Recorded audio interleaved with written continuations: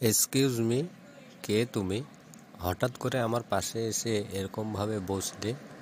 তোমাকে যেন কোথায় দেখেছি দেখেছি লাগছে। তা তো দেখবেই, কত জনা আমাকে দেখেছে।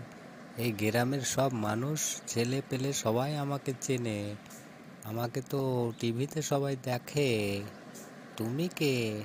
তোমার এরকম বিচ্ছিরি চেহারা। কি বললে তুমি? আমাকে অপমান করছো? আমার চেহারা নিয়ে কথা বলছো? তুমি কি মনে হচ্ছে নায়কের মতো নাকি দেখতে?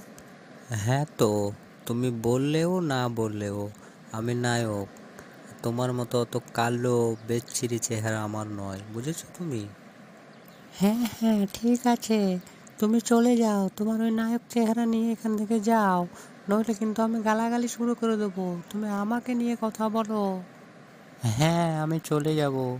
তোমার এই বিচ্ছিরি চেহারা দেখে আমি তোমার সঙ্গে কথা বলার জন্য বসিনি।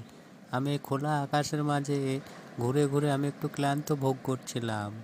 সেই জন্য আমি একটু ওই ছাতার নিচে বসেছিলাম। ঠিক আছে, আমি চলে যাচ্ছি।